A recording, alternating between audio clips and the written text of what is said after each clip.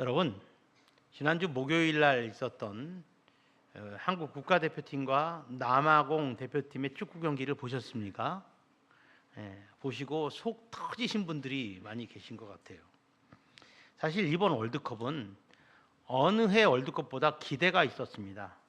왜냐하면 출전 선수들이 대부분 해외파고 최강의 전력이죠.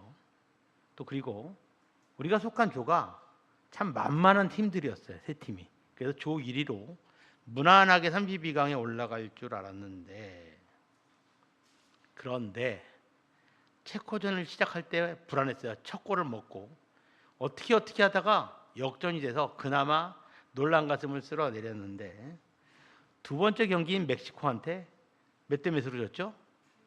1대0, 0대1로 졌죠. 그리고 지난 목요일에 절대 지면 안 되는 세 번째 경기, 그 경기한테 어떻게 됐습니까?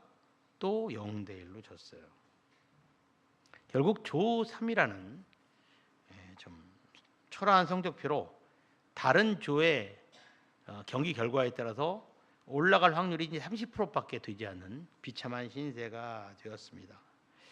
그런데 이번 월드컵의 경기 결과보다 국민들의 마음을 더 불편하게 만든 논란이 하나 있었어요. 그건 뭐냐면 감독이 선수를 기용하는 문제에 대한 이야기입니다.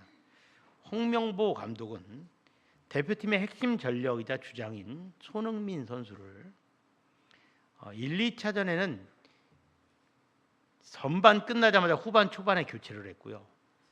또 3차전에는 아예 선발 명단에서 빼버렸어요. 손흥민 선수가 13번 연속 월드컵 경기에 선발에서 빠진 적이 없는 기록을 세운 선수입니다. 13년 동안 대표팀을 하면서 그는 한 번도 선발 명단에서 빠진 적이 없는데 이번에 홍명보 감독이 뺀 것이지요. 선수 기용은 전적으로 감독의 고유 권한입니다. 그래서 뭐라고 알고 할 수 없지만 상식적으로 볼 때 좀 이해가 안 돼요. 그리고 그 우려가 마침내 결과가 돼서 나타났습니다. 생각해봤어요. 만일 홍명보 감독이 손흥민 선수를 빼지 않고 1, 2, 3차전에 다 온전히 기용했다면 결과가 어떻게 됐을까요? 이겼을까요? 졌을까요? 이겼을 것 같습니까? 모릅니다. 안 해본 걸 어떻게 알아요? 모르죠. 모릅니다. 하지만 최소한 홍명보 감독이 그렇게 했으면 지금처럼 전 국민의 욕을 먹는 사람은 안 됐을 거예요. 같은 홍씨 가문의 일원으로서 저와 홍계성 권사님은 대표로 마음이 참 많이 무겁습니다. 이거 사과할 문제는 아니고요. 홍명보 감독이 그렇게 하신 건 홍명보 감독의 책임입니다. 같은 홍씨로서 뭐 홍씨가 욕 먹는 걸 보는 홍씨의 마음은 별로 편하지 않다는 거. 홍계성 권사님도 그러시죠? 예, 맞죠. 아니 속 시원해요, 맞아요. 우리 같이 홍씨들은 별로 마음이 없습니다. 예전에 이영표 선수가 월드컵은 경험하는 자리가 아니라 증명하는 자리다 이렇게 말한 적이 있어요. 여러 번 생각해봐서 참 맞는 말 같습니다. 국가대표로서 가슴에 태극마크를 달고 다른 나라와 경쟁하러 나갔으면 최선을 다해야 되고 후회 없이 싸워야 되고 이기든 지든 이기면 좋지만 후회 없이 싸워야 돼요. 그런데 여러분, 이번에 우리나라는 그렇게 싸우지 못해서 참 마음이 안타깝죠. 만일 30%의 확률이 안 돼서 우리나라가 이번에 32강에 못 올라간다 하더라도 그래도 여러분 홍명보 감독을 욕하지 마시길 바랍니다. 같은 홍씨라서 내가 감싸는 게 아니에요. 우리에게는 4년 후가 있어요. 홍명보 감독이 아니더라도 누군가는 4년 후에 다시 도전해서 혹시 압니까? 그때 대한민국이 우승 트로피를 들어올릴 수 있을지 몰라요. 4년이 있고요. 그게 안 되면 또 그 다음 4년이 있고요. 또 그 다음 4년이 있을 거예요. 월드컵은 아마 지구가 멸망하기 전까지 계속될 것 같습니다. 하지만 우리가 매일 치르고 있는 영적인 월드컵은 그렇지 않습니다. 다음 4년이 없어요. 그래서 우리는 이 월드컵만큼은 반드시 싸워 이겨야 됩니다. 그럼 이렇게 중요한 영적 전쟁에서 우리가 반드시 이길 수 있는 필승의 전략은 무엇일까요? 요한계시록 3장 21절로 22절 말씀 저와 여러분이 한 절씩 읽습니다. 이기는 그에게는 내가 내 보좌에 함께 앉게 하여 주기를 내가 이기고 아버지의 보좌에 함께 앉은 것 같이 하리라. 아멘. 이기는 자는 어떤 사람이라는 거예요? 듣는 사람이라는 거예요. 이기는 사람은 듣는 사람이에요. 세상의 음성을 듣는 게 아니라 누구의 음성을 듣는 사람입니까? 성령님이 하시는 음성을 듣는 거예요. 오늘 설교 제목을 같이 한번 읽어볼까요? 함께 읽겠습니다. 들리십니까? 예. 이기는 사람이 되기 위해서는 성령님의 음성을 들을 수 있어야 된다고 말씀드렸습니다. 성령님의 음성이 들릴 때 그 음성에 반응하는 사람이 이길 수 있는 것이지요. 그러면 성령님은 우리를 어떻게 부르실까요?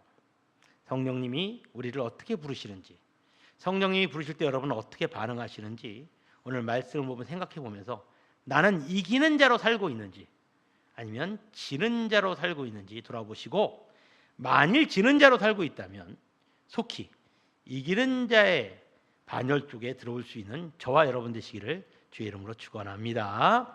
자, 이기는 사람은 성령님이 우리의 마음의 문을 두드리는 소리를 듣습니다. 우리 마음의 문을 두드리는 소리를 듣게 된다는 것이죠. 요한계시록 3장 20절 말씀입니다. 우리 함께 읽어보겠습니다. 볼지어다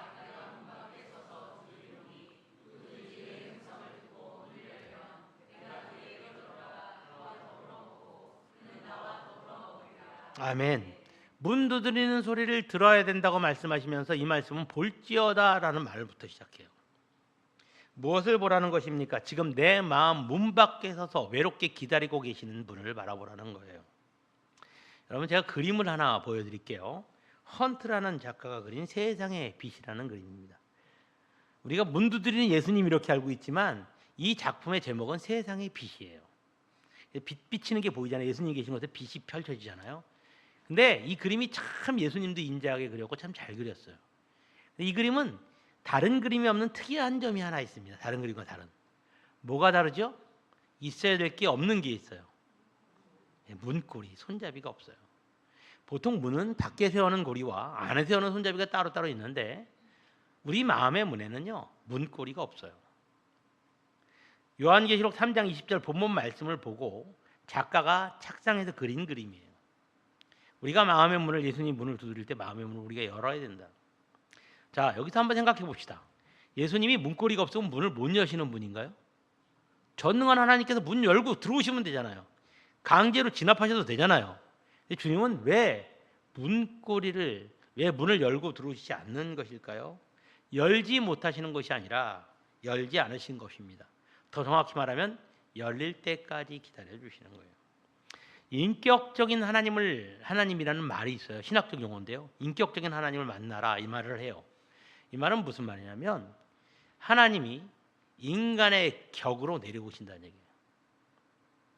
내가 하나님 수준으로 올라갈 수 없으니 하나님이 내 수준으로 내려오셔서 나에게 인간의 언어로, 내가 느낄 수 있는 말로, 내가 공감할 수 있는 언어로 하나님께서 우리를 기다리시고 말씀하시고 설득하신다는 거예요. 이거는 창조주의 입장에서 피조물을 강제로 끌고 가는 것이 아니라, 억압하는 것이 아니라 기다려주고 참아주신다는 말이에요. 우리 입장에선 너무너무 감사하고 너무너무 소중한 이야기죠. 주님은 우리를 인격적으로 대우하셔서 우리를 자녀 삼아주시고 친구 삼아주신다고까지 얘기합니다. 여러분, 우리가 잘나서 주님과 친구 되는 것이 아니에요. 주님이 우리에게 내려오셔서 우리 입장을 맞춰주시고 우리 상황을 기다려주시는 거예요. 주님의 입장에서 볼 때 얼마나 답답할까요? 얼마나 속이 터질까요? 하지만 주님은 답답해하지 않으시고 기다리고 계십니다. 그냥 기다리십니까?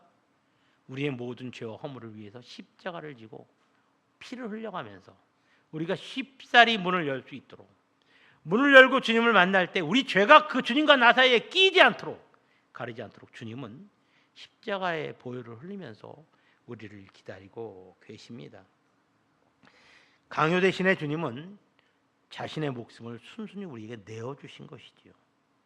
여러분, 우리가 누구를 주장하는 자리에 있고 단체의 장이 되고 우리가 누군가에게 무엇을 베푸는 높은 자리에 있다 하면, 내가 사업하는 입장이 된다 그러면 사장의 입장과 사원의 입장은 완전히 다릅니다. 사장은 지시하는 것이고 사원은 듣는 것이지요. 그렇게 구조가 되어 있어요. 월급을 주는 나도 그런데 나를 지으신 분께서 내 수준으로 내려오셔서 나를 위해서 피를 흘리시고 기다려 주신다는 것은, 이것은 우리에게 엄청난 은혜의 기다림이고 다가옴입니다. 주님께서는 우리를 기다려 주세요. 그리고 말없이 문을 두드리고 계십니다. 지금 그 주님이 문 밖에서 기다리고 계신 것이죠. 하지만 우리가 그 주님을 언제까지나 문 밖에 세워둘 수는 없습니다. 잠언서 27장 1절 말씀입니다. 우리 한번 읽어볼게요. 너는 내일 일을 잘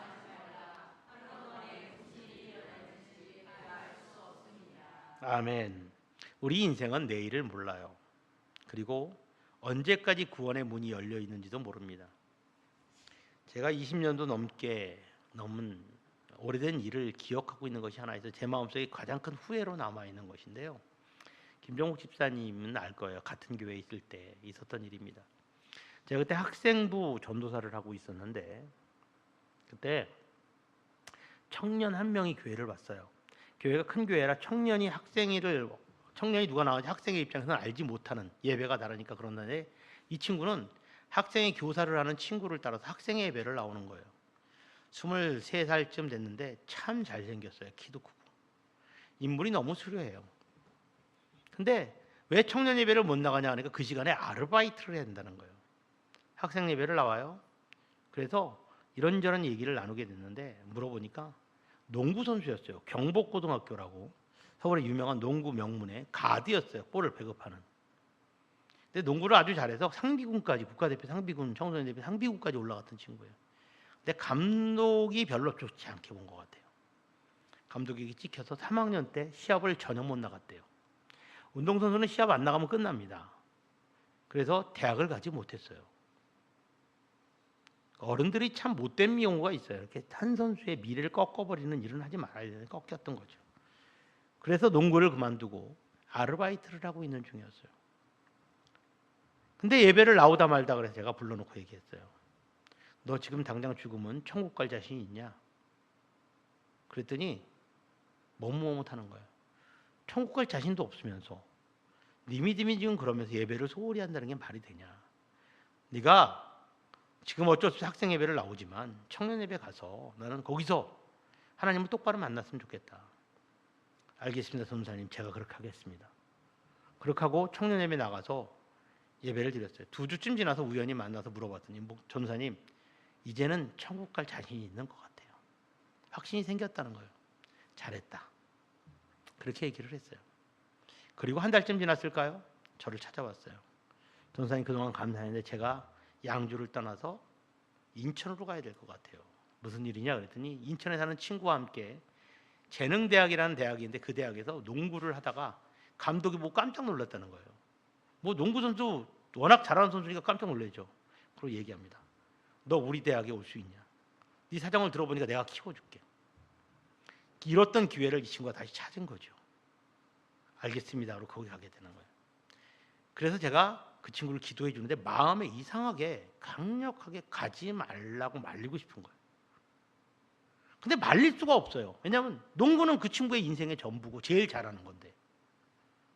인천에도 얼마든지 교회가 있을 텐데 제가 어떻게 말리겠어요? 또 내가 청년부 교육자도 아니고 나는 학생의 교육자인데. 신앙생활 잘하라고 여러 번 얘기하고 보냈습니다. 그리고 3주쯤 지났을까요? 신문에 뉴스가 났어요. 인천 어느 대학에서 체육관에 불이 나서 운동하던 젊은 친구 둘이 유독가스를 먹고 사망했다는 거예요. 그 친구였어요. 너무 놀라서 그 장례식장에 갔습니다. 너무 잘생긴 얼굴이 영정 속에서 웃고 있더라고요. 사진 속에서. 펑펑 울었어요. 그때 내 마음속에 결심을 했습니다. 하나님, 내가 이제 더 이상 주님을 문 밖에 세워두지 않겠습니다. 나와 함께하는 사람들 누구라도 주님을 문 밖에 세워두고 그렇게 멀리하는 인생 되지 않겠습니다. 말로 안 되면 잊지 않고 기도라도 계속하겠습니다.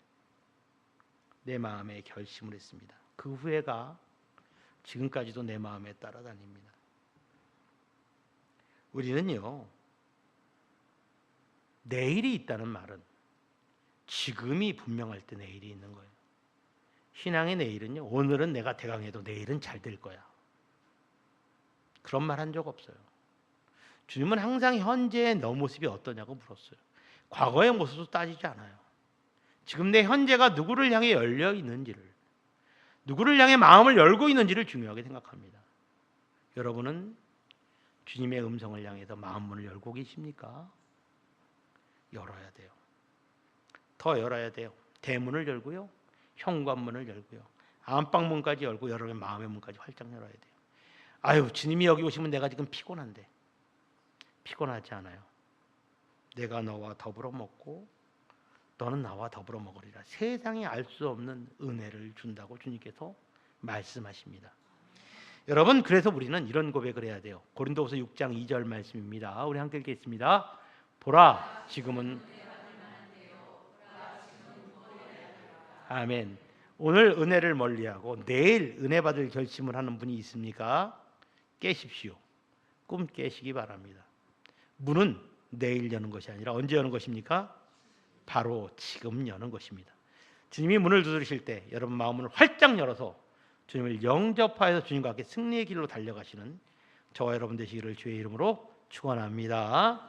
자, 문을 두드리는 소리를 들을 수 있어야 돼요. 두 번째는 그렇게 주님께서 들어오시면 우리에게 주시는 소리가 있는데요, 책망하시는 말씀이에요. 꾸짖는 말씀을 들을 수 있어야 됩니다.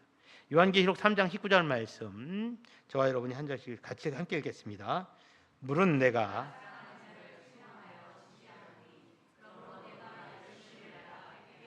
아멘.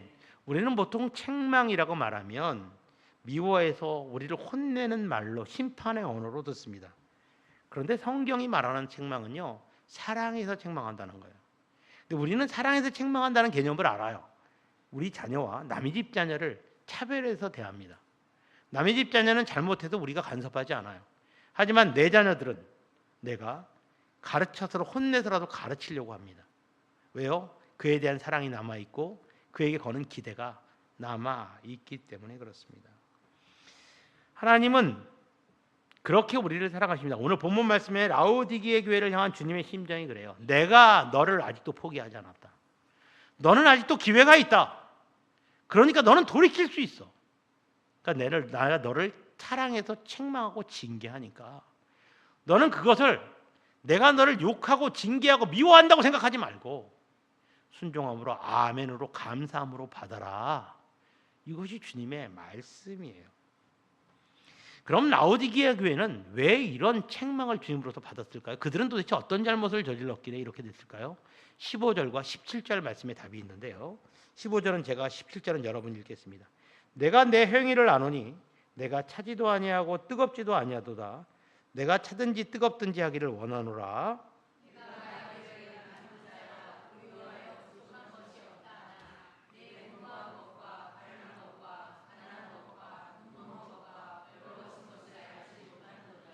라오디게아 교회가 지은 죄는 두 가지. 하나는 알고 지은 죄. 하나님을 믿으면 적당히 믿는 것이 없던 걸 알면서도 적당히 믿고 있는 거예요. 미지근해요. 주님이 싫어하는 줄도 알아요. 토하여 내친다고 말씀하시는 것만큼 주님이 싫어하는 줄 알아요. 하지만 적당히 할 수밖에 없어요. 안 믿자니 마음이 불편하고 믿자니 삶이 불편해.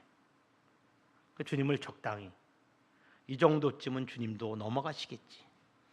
내가 하고 있는 것도 많은데 뭐 나만 그런가? 다 그런데 알면서도 해결하지 못하고 쌓아두는 그런 쓰레기를 내 안 속에 두고 있는 치우지 못한 쓰레기와 같은 그런 죄들이 있습니다. 또 하나는요, 알지 못하는 죄예요. 죄인 줄 모르는데 죄를 짓고 있는 거예요. 이 두 가지 다 성령께서 우리 가운데 들어오시면 어떻게 됩니까? 해결이 돼요. 알고 지은 죄는요, 그 죄를 미워하게 되고요, 알지 못하고 지었던 죄는 죄인 줄 깨닫는 눈이 보입니다. 눈이 떠져요. 그래서 알지 못하는 죄를 멀리하게 돼요. 그런데 이 두 가지 죄의 경우가 모든 죄의 스타일이에요. 이 세상의 모든 죄는 알고 짓는 죄와 알지 못하고 짓는 죄로 대변됩니다. 여러분이 짓는 죄의 패턴은, 여러분은 어떤 스타일의 유혹에 약하십니까? 알고 짓는 죄를 방치하시는 편입니까? 아니면 알지 못하고 그냥 막 죄를 짓는 스타일입니까? 어느 쪽이세요? 한쪽을 선택하든지 둘 쪽 다일 수도 있습니다. 하지만 중요한 건 무엇입니까? 해결 방법은 하나라는 거예요. 19절 말씀을 우리 다시 한번 읽어볼까요? 함께 읽겠습니다. 물은 내가 사랑하는 자를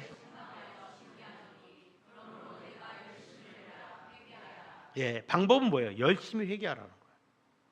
알고 죄를 짓고 살았든 모르고 지는 죄가 태산처럼 쌓여있든 네가 회개하면 성령께서 너에게 함께 하시고 성령의 은혜를 베풀어서 죄를 깨닫게 하고 죄를 치워주게 하실 것이다. 죄를 미워하는 마음을 주실 것이다. 이것이 무엇입니까? 그것이 성령님의 역사라는 거예요. 그것이 회개라는 거예요. 책망은 우리를 불편하게 하고 회개는 우리를 아프게 합니다. 그러나 아프고 불편하다고 그냥 피하면 병이 깊어집니다. 그렇죠? 병원에서 의사가 환자를 수술하는 것은 환자에게 고통을 주게 하려고 수술하는 것이 아닙니다.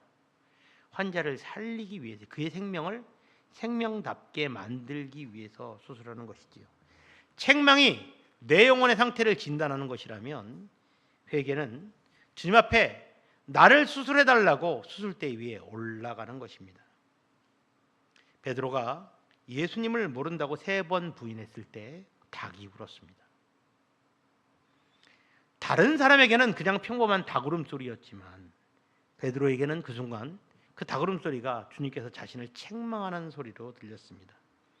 그 길로 밖에 나가서 대성통곡한 베드로는 그로부터 그의 인생이 달라졌어요. 다른 사람의 시선은 신경 쓰지 않았습니다. 그 통곡이 베드로를, 그 회개가 베드로를 다시 시작하는 사람으로 만들었습니다. 그는 성령의 책망을 듣고 회개한 사람이 되었고 사람을 낚는 어부가 되었고 교회의 기둥이 되었습니다. 사랑하는 새롭게 성도 여러분, 오늘 말씀을 듣는 중에 여러분의 마음속에 주님의 책망이 들리거나 마음이 찔린 사람들이 있습니까? 그래서 마음이 아프십니까? 기뻐하시기 바랍니다. 하나님이 여러분을 사랑한다는 증거이고 우리가 아직은 회복의 기회가 있다는 증거가 될 줄로 믿습니다. 오늘날 한국교회에 회개가 없어지는 교회들이 단히 많아요. 다 잘 된다고 그러고 잘하고 있다고 해요. 근데 여러분 한번 상식적으로 생각해 봅시다. 일주일 내내 세상에서 세상과 어울려 살면서 우리가 생각하기도 그렇게 많은 죄를 짓고 사는데 주일날 와서 하나님께서 나에게 책망하실 게 없다면 정상일까요? 매일매일 기도하고 매 순간 기도해도 우리는 연약한 사람들이기 때문에 쓰러질 수밖에 없는데 잘못한 건 난데 나를 바로잡기 위해서 책망하신 주님의 말씀이 부담스럽다면 그 신앙이 올바른 신앙이겠냐고요. 세상 것이 아무리 좋아도 천년만년 갈 수 없습니다. 내가 누리고 있는 것이 많지요? 몇 년만 지나보세요. 내 것인지 돌아가는 것인지 돈은 돌아서 돈이래요. 다른 누군가에게 옮겨가겠지요.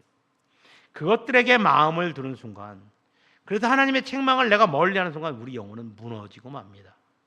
여러분, 세상 것이 나에게 주어진다 할지라도 그것이 하나님께서 나에게 주는 축복이라 할지라도 그 자체의 마음을 빼앗겨서는 절대 안 될 줄로 믿습니다. 하나님 앞에서 우리가 엎드려야 돼요. 책망의 다구름 소리가 들릴 때 무릎으로 주님께 돌아오시는 저와 여러분 되시기를 주의 이름으로 축원합니다. 오늘 설교 제목을 같이 한번 읽어볼까요? 함께 읽겠습니다. 들리십니까? 여러분, 주님의 음성이 들리십니까? 여러분의 마음 문을 노크하시는 주님의 두드리시는 소리가 들리십니까? 그렇다면 지금 어제보다 더 활짝 마음을 열어서 주님을 영접하시길 바랍니다. 주님, 내 삶에 들어오셔서 내 삶을 좌우하시고 지배하시고 주님께서 싫어하는 것들을 내가 버릴 수 있게 하여 주옵소서. 그리고 주님께서 나를 사랑해서 책망하신다면 그 책망을 아프지만 감사의 말씀으로 받으시길 바랍니다. 그럴 때 주님께서 우리에게 주시는 귀한 약속의 말씀이 요한계시록 3장 21절 말씀입니다. 함께 읽겠습니다. 이기는 그에게는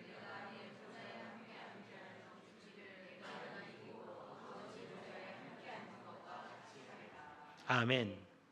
듣는 자가 이기는 자고 이기는 자가 주님과 동행하는 사람입니다.